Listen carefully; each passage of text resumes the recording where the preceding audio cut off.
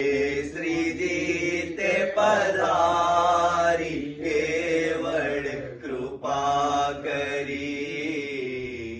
हे स्वामी ते पधारी अहो करुणा करी। संबंध मूर्ति मागे जो मुक्त करवा कर्यो न ते विलंब।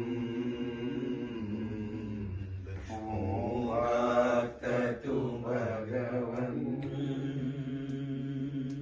सर्वोपरि तो सर्वव्यापी